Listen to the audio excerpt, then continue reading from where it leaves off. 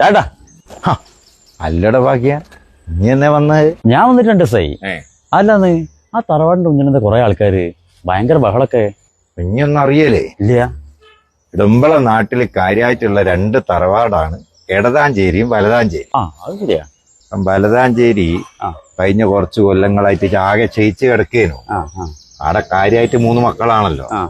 അപ്പൊ അതിലൊറ്റെന്ന് പറഞ്ഞാല് അവിടെ ഈ പുല്ല് എത്തി എല്ലാം വൃത്തിയാക്കി കാടും പടലൊക്കെ മാറ്റി അവിടെ അമ്പലത്തിന്റെ തറവാട്ടിൽ മുടങ്ങിക്കിടന്ന് ഉത്സവം വരെ നടത്തി. ഇപ്പൊ അതെല്ലാം കൂടെ ഒരു മെനയും വൃത്തിയൊക്കെ ആയപ്പോ വേറൊരുത്തൻ ഡൽഹിയില്, നമ്മളിവിടെ അങ്ങനെയൊന്നും കാണലില്ല. വന്നിട്ട് പറയുന്നു തറവാടിന്റെ കാരണം ഒരു സ്ഥാനം ഒന്ന് കൊടുക്കണം. അതിപ്പോ എങ്ങനെ നടക്കുക? പിന്നെ ഇതിന്റെ നടുവിൽ വേറൊരാൾ കൂടി ഉണ്ട്, അറിയാലോ. അല്ല മൂപ്പര് എന്താ പറയണേ? ഇതിപ്പോ ഉമ്മക്കൊന്നും പറയാൻ പറ്റൂല, കുടുംബ പ്രശ്നല്ലേ. ഇന്ന് തീരുവോ? തീരാനിപ്പോ ഞായറാഴ്ച അവിടെ കുടുംബത്തിൽ എന്തോ ഒരു പൂജയും കാര്യങ്ങളൊക്കെ ഉണ്ടെന്ന് പറഞ്ഞേ.